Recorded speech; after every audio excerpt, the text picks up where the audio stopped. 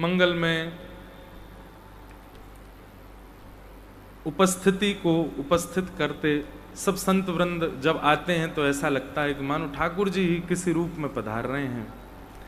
ऐसे ही आज हमारे मध्य में जटेरी धाम से परम पूज्य बाबा श्री विपिन बिहारी दास जी महाराज पधारे हैं। आपको बारंबार प्रणाम। आप ठाकुर जी की वीणा की सेवा करते हैं, ठाकुर जी को वीणा सुनाते हैं। बंधुओं, वीणा वादन हमारे भारतीय शास्त्रीय संगीत का एक अद्भुत कला है ठाकुर जी को रिझाने की।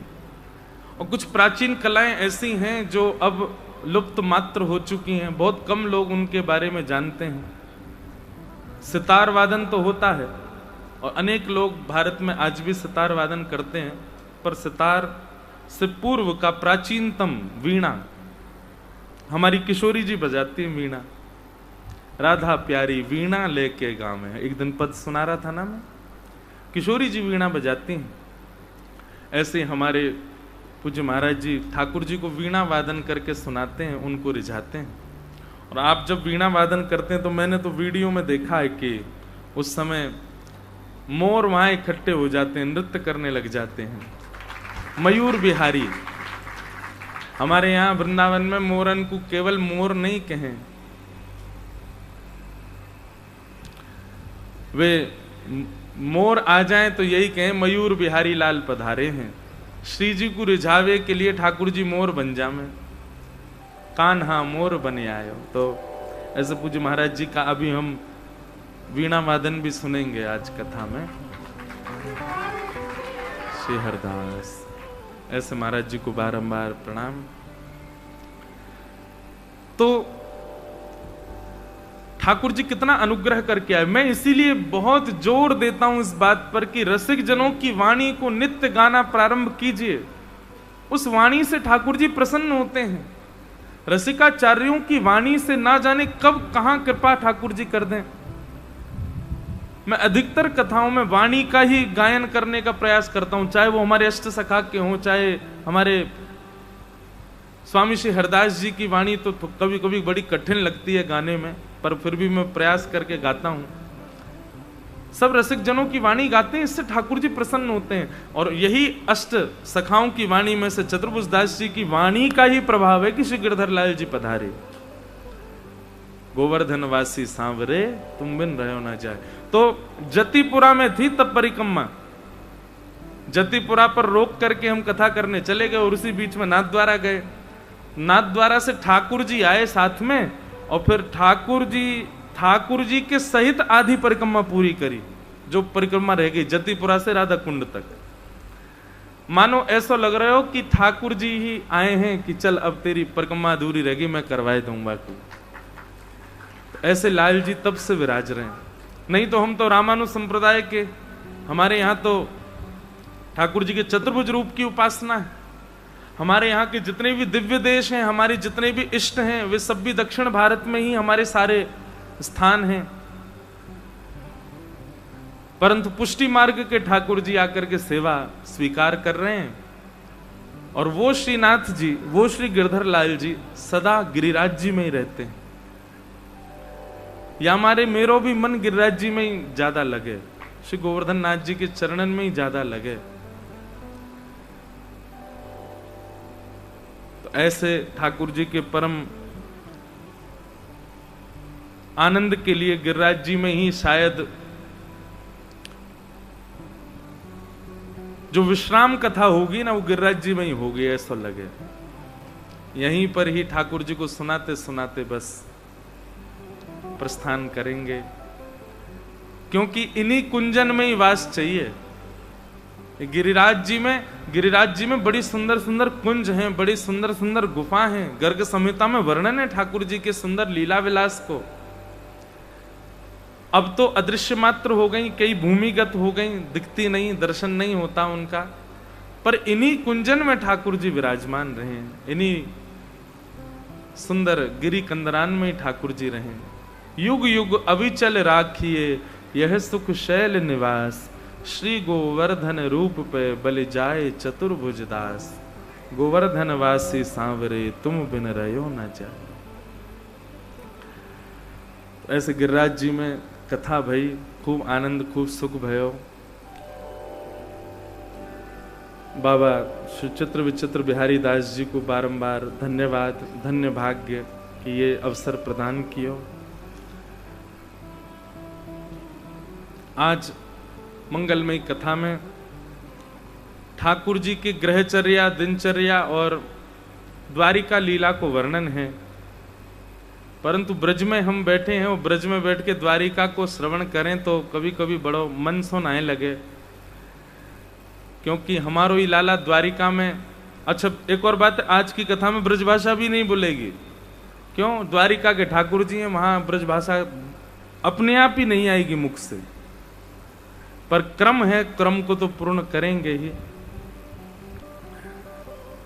भगवान का विवाह रुक्मिणी जी के साथ में संपन्न हुआ। हम थोड़ी देर क्रम को कुछ कह लें।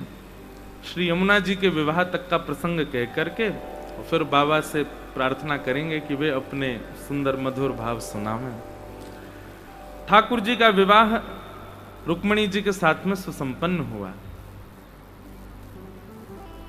बंधुओं, श्री किशोरी जी की सबसे बड़ी भक्ता द्वारिका में श्री रुक्मिणी जी हैं।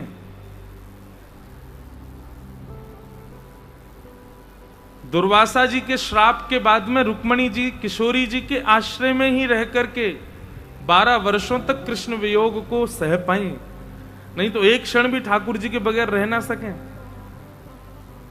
आज भी आप द्वारिका दर्शन करने जाएंगे तो द्वारिका में, जहां अभी द्वारिकाधीश के दर्शन होते हैं, ये भगवान की स्वधर्मा सभा थी, जहां ठाकुर जी बैठ के सभा करते थे। भगवान की जो अंतःपुर द्वारिकापुरी थी वो तो समुद्र में डूब गई, पर रुक्मिणी जी जहां 12 वर्ष तक रही वियोग में ठाकुर जी के में श्राप के कारण, वो भेट द्वारिका है, जहां आज भी समुद्र में थोड़ा अंदर जाकर के टापू पर ठाकुर जी के दर्शन करने जाते हैं। वहां बालू से द्वारिकाधीश बनाए थे रुक्मिणी जी ने। तो ऐसा वर्णन आता है कहीं कहीं कि 12 वर्षों तक रुक्मिणी जी के प्राणों को धारण हमारी किशोरी जी कर रही थी। तो किशोरी जी तो ब्रज से कहीं जाती नहीं, तो बोले किशोरी जी का छाया स्वरूप रुक्मिणी जी की रक्षा कर रहा है। किशोरी जी का कीर्तन संकीर्तन और किशोरी जी की लीला से ही रुक्मिणी जी स्वयं को संभाले बैठी, स्वयं को संभाल पा रहे हैं। वहां कुछ सहचरियां सखियां वो वृषभानु नंदिनी श्री लाडली जी के ही लीलाओं का वर्णन करती हैं, बरसाने का वर्णन करती हैं, किशोरी जी की भाव कथा सुनाती हैं, तब रुक्मिणी जी अपने आप को संभाल पाती हैं। सबसे बड़ी भक्ता हैं श्री रुक्मिणी जी हमारी श्यामा जी की। बहुत सुंदर वर्णन आता है ब्रज द्वारिका मिलन में कि जब रुक्मिणी जी दर्शन करने के लिए गई हैं किशोरी जी के, तो मन में उस समय भाव ऐसा था कि हम देखने तो जाएं कि ये हैं कैसी, इनको रूप कैसो है, इनको सौंदर्य कैसो है। लेकिन रुक्मिणी जी ने जैसे ही प्रवेश किया किशोरी जी के शिविर में, तो स्थिति ये हो गई कि दासियों को देख करके रुक्मिणी जी को अपने स्वरूप पर भाव आया कि हम अपने आप को सुंदर कहती हैं। जिनकी दासियां इतनी सुंदर हैं कि इन दासियों के बगल में खड़े हुए में हमको भी लज्जा आएगी, इन दासियों की महारानी कितनी सुंदर होंगी।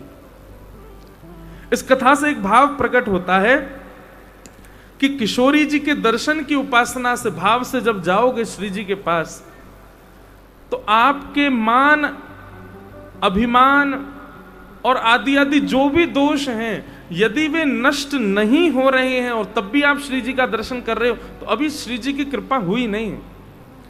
श्री जी के सन्मुख जाते ही तो आपके जितने भी दोष हैं वे सब नष्ट हो जाएंगे, अपने आप निवृत्त हो जाओगे उनसे। रुक्मिणी जी में कहीं ना कहीं अहम है इस बात का कि हम त्रिलोकीनाथ की पत्नी हैं, हम अत्यंत सुंदरी हैं। लेकिन किशोरी जी के दर्शन करवे जैसे ही गई हैं, ज्यों ज्यों भीतर प्रवेश कर रही हैं, त्यों त्यों मान घट रहा है, त्यों त्यों रुक्मिणी जी का दोष जो है वो नष्ट होता जा रहा है। ज्यों ज्यों बरसाने जाओ, ज्यों ज्यों सिद्धि चढ़ो, हर सिद्धि पर मान नष्ट हो, हर सिद्धि पर दोष नष्ट हो, और जब ऊपर पहुंचे महल में तब पूर्ण रूपेण परम शुद्ध हो जाएं। उस समय कोई मान ना रहे, उस समय कोई दोष ना रहे, तब श्री जी दिखेंगी। श्री जी की दृष्टि पड़ेगी।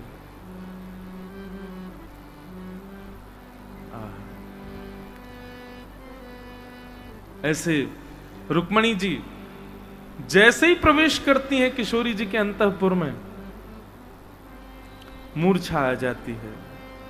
किशोरी जी को देख करके मूर्छित होकर के गिर जाती, और ऐसी स्थिति हो जाती है कि किशोरी जी की सब सहचरियां संभाल रही हैं, पर रुक्मणी जी स्वयं को संभाल नहीं पाती और हाथ जोड़ के केवल क्षमा मांगती हैं। हे श्यामाजू, हमने तो ये विचार किया कि आपके रूप को देख करके स्वयं से अंतर जानेंगे कि आप सुंदर हैं कि हम सुंदर हैं, पर वास्तव में तो आपका रूप देख करके तो केवल रूप के दर्शन मात्र से सारे दोष नष्ट हो गए चित्त के। मेरा आज तक का वचन है, नियम है कि मैं द्वारिकाधीश को छोड़ कहीं और नहीं जा सकती, मैं द्वारिका को छोड़ कहीं और नहीं जा सकती, पर पता नहीं क्यों आज आपका दर्शन करके मन में ऐसा भाव आ रहा है, मैं द्वारिका छोड़ दूंगी लेकिन आपको नहीं छोड़ सकती, आप सदा मेरे संग रहो। हे किशोरी जी, आप अपने चरणन में वास दे दो, आपको केवल निरखते रहेंगे, देखती रहेंगी, आपकी सेवा करेंगी और कुछ नहीं चाहिए। ये रुक्मणी जी की स्थिति हो गई किशोरी जी के दर्शन करके। ललिता विशाखा आदि सखियों के चरणों में प्रणाम करके रुक्मणी जी कह रही हैं, हमको भी ले चलो, हमको भी सहचरी बना लो, बस श्री जी की सेवा प्राप्त हो जाए। ऐसी है हमारी श्यामाजू। अद्भुत दर्शन है। फिर रुक्मणी जी को किशोरी जी ने आज्ञा दी, बोले कि आप शरणागत हो रही हैं हमारे, तो हमारी एक आज्ञा मानेंगी? बोले हाँ। बोले हमारे प्राण धन आपके पास रहते हैं, उन प्राण धन को कभी कोई कष्ट ना आए और उन प्राण धन को सदा प्रसन्नता रहे, वे सदा सुखी रहें, उसका दायित्व हम आपको प्रदान करते हैं। इसलिए आप द्वारिका में रहो और श्री ठाकुर जी की खूब सेवा करो, हमारे प्राण आपके पास हैं। तब किशोरी जी की आज्ञा मानकर के रुक्मणी जी वापस गई है, नहीं तो रुक्मणी जी तो जा ही नहीं रही थी। ये घटना कहां की है? कुरुक्षेत्र की। कुरुक्षेत्र में जब सूर्य ग्रहण हुआ, वहां पर ब्रज द्वारिका मिलन हुआ, वहां श्री किशोरी जी की ऐसी स्थिति हुई। किशोरी जी ने कृपा करके कहा कि अब आप वापस जाओ और जाकर के ठाकुर जी की सेवा करो।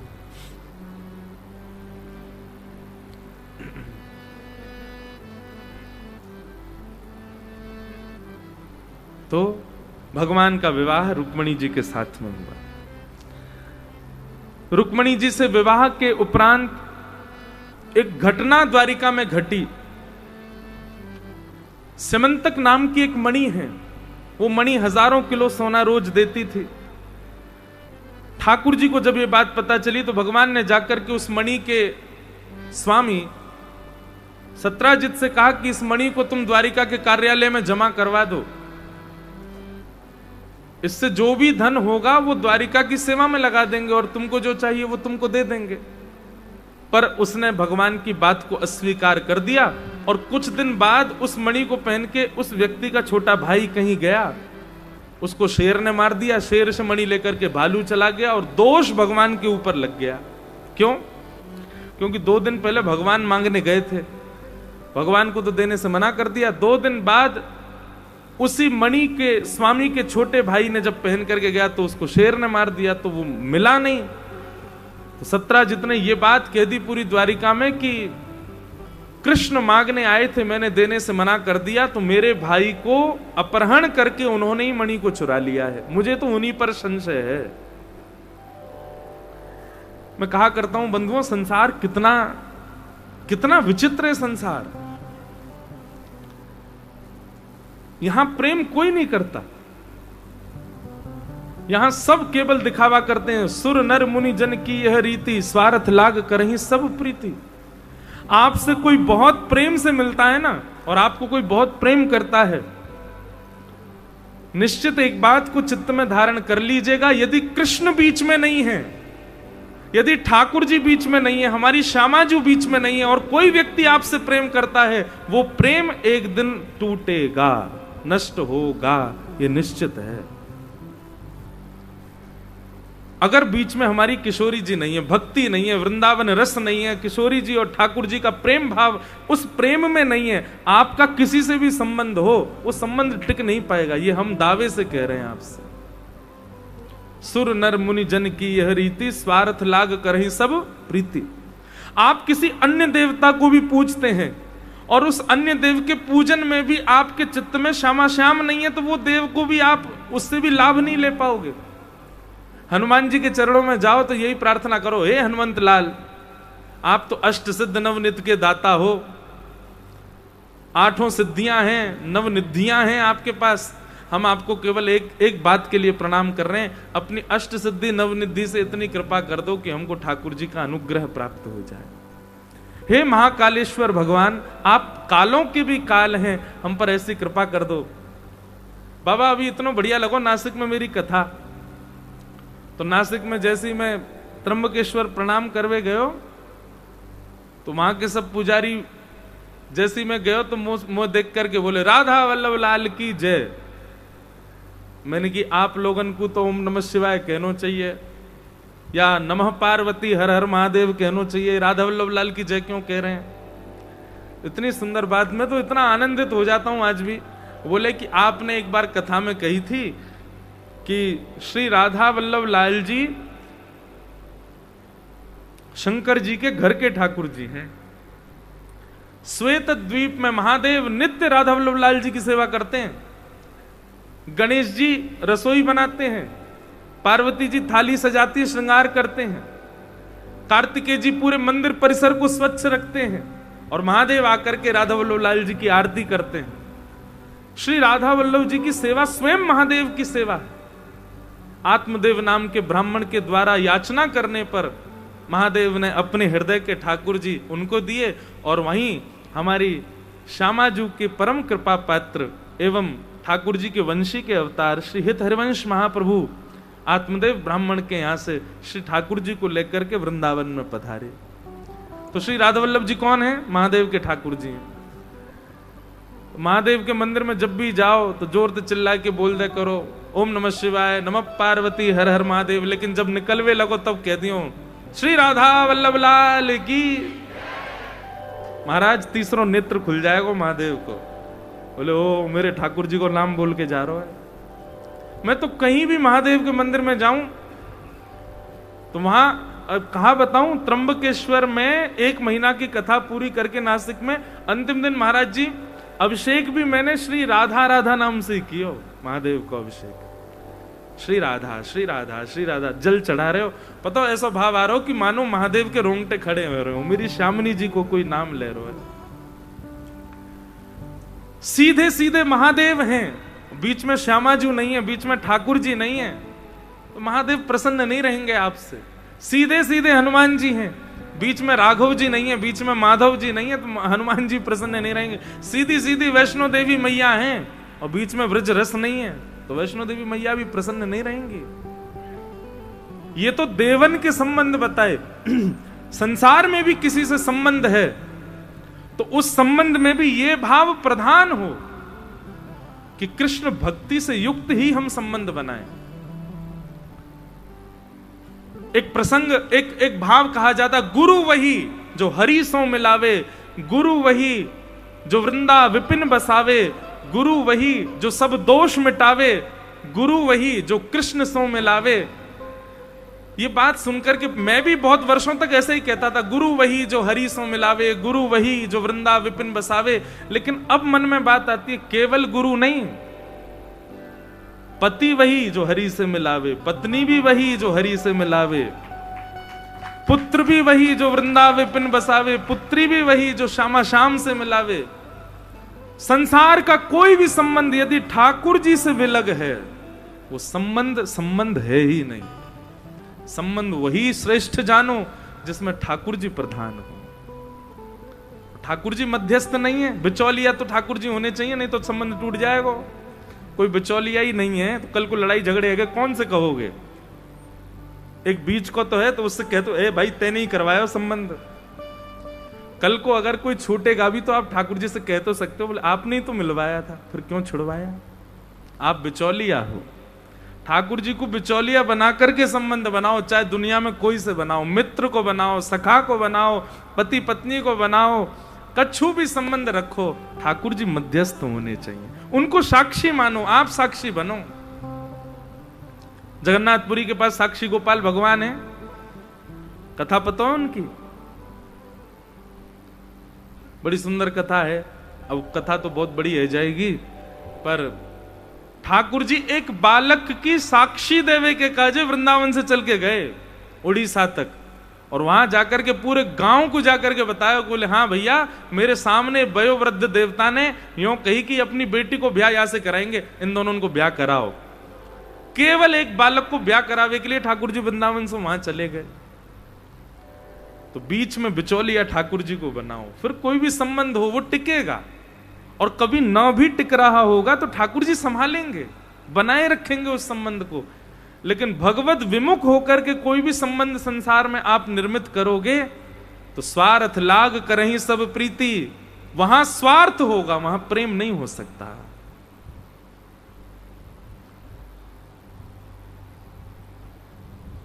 आहा, तो भगवान के ऊपर आक्षेप लगा दिया द्वारिका के लोगों ने। कितनी बड़ी विडंबना। जिन ठाकुर जी से रोजी रोटी चल रही है, जिन ठाकुर जी से द्वारिका में बसे हैं, उन्हीं ठाकुर जी पर दोष लगा दिया द्वारिका के लोगों ने कि हां हमको भी ऐसा लगता तो है कि द्वारिकाधीश ने मणि चुरा ली है। भगवान मंद मंद मुस्कुराने लगे, बोले संसार है भैया, इस संसार में सब ऐसे ही हैं, भगवान तक को नहीं छोड़ते तो हम तो मानव हैं। भगवान मणि ढूंढने के लिए गए, और मणि ढूंढते ढूंढते जैसे ही पहुंचे तो एक जगह शेर मरा हुआ मिला, उसके आगे भालू मरा हुआ मिला, प्रसेन भी मरा हुआ मिला। तभी भगवान एक गुफा में प्रवेश कर गए, वहां जाकर के देखा तो मणि दिख गई। भगवान ने जैसी मणि उठाई तो भालू ने भगवान के ऊपर आक्रमण कर दिया। ठाकुर जी ने उसके साथ युद्ध किया, और युद्ध करके जब 18 दिन व्यतीत हो गए तो भालू की नस नस ढीली हो गई, चरणों में गिर गया। बोले महाराज मैं सामान्य भालू नहीं हूं, मैं साक्षात जामवंत हूं। भगवान ने जामवंत जी को हृदय से लगाया, पूरी बात बताई। जामवंत जी ने मणि भगवान को दे दी, और साथ में अपनी पुत्री जामवती का हाथ दे दिया। बोले नाथ इसको भी स्वीकार करो। ठाकुर जी का दूसरा विवाह जामवती के साथ हुआ। बोलो जामवती रमण भगवान की। जामवती के साथ ठाकुर जी का दूसरा विवाह हुआ।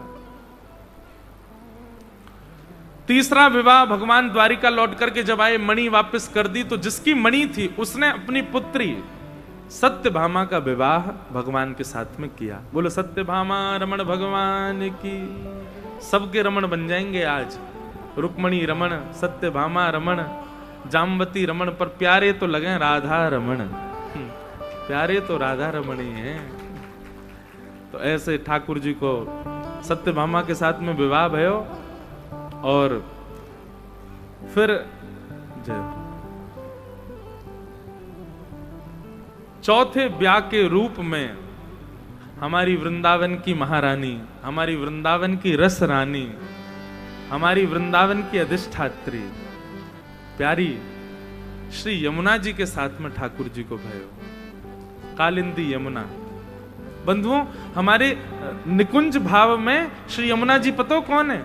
श्यामा श्याम दोनों जब किलोल करें, क्रीड़ा करें निकुंज में, तो क्रीड़ा करते भय, रास करते भय, विलास करते भय, जब दोनों श्रमित है जाएं तो उनको श्रम जल, उनके प्रश्वेत के बिंदु ही श्री यमुना जी के रूप में प्रकट भय, वही श्री यमुना जी। ऐसी श्री हमारी यमुना जी, उनके साथ ठाकुर जी का चतुर्थ विवाह हुआ। चौथा विवाह ठाकुर जी का यमुना जी के साथ में हुआ। बोलो श्याम सुंदर श्री यमुने महारानी। तो पंक्ति गा लो, फिर हम महाराज जी की मधुर वीणा श्रवण करेंगे। ओ मीठे रस से भरोड़ी महारानी लागे, महारानी लागे, मोह प्यारो प्यारो यमुना जी रो पानी लागे। मीठे रस से भरोड़ी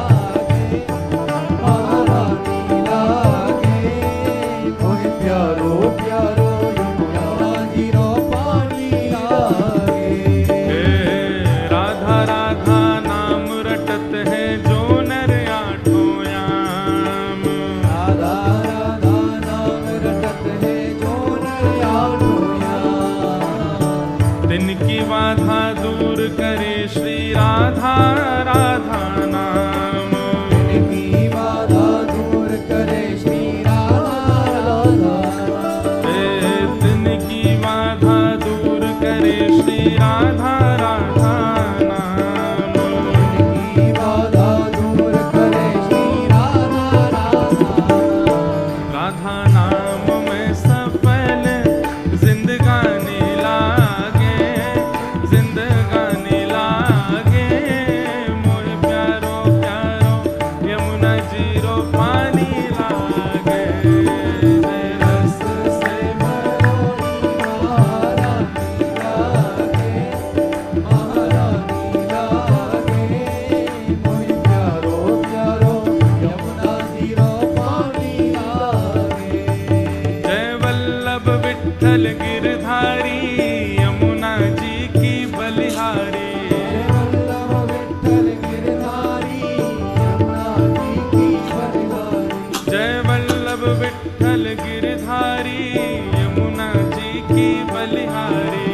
वल्लभ विठ्ठल गिरधारी यमुना जी की बलिहारी। जय वल्लभ विठ्ठल गिरधारी यमुना जी की बलिहारी। जय वल्लभ विठ्ठल गिरधारी यमुना जी की बलिहारी। जय वल्लभ विठ्ठल गिरधारी श्री यमुना जी की बलिहारी। वल्लभ विठ्ठल गिरधारी यमुना जी की बलिहारी। प्यारे वल्लभ विठ्ठल गिरधारी यमुना जी की बलिहारी। जय वल्लभ विठ्ठल गिरधारी यमुना जी की ओ बलिहारी। मोहे प्यारो प्यारो यमुना जीरो पानी लागे। मोहे प्यारो प्यारो यमुना जीरो पानी लागे। ओ मोहे प्यारो प्यारो यमुना जीरो पानी लागे। मोहे प्यारो प्यारो यमुना बोलो श्याम सुंदर श्री यमुने महारानी की जय। गिरिराज धरण की श्री गोवर्धन नाथ की। पूछरी के लौठा की भू भू प्यारे। क्या बात है बंसी वारे, शाबाश है।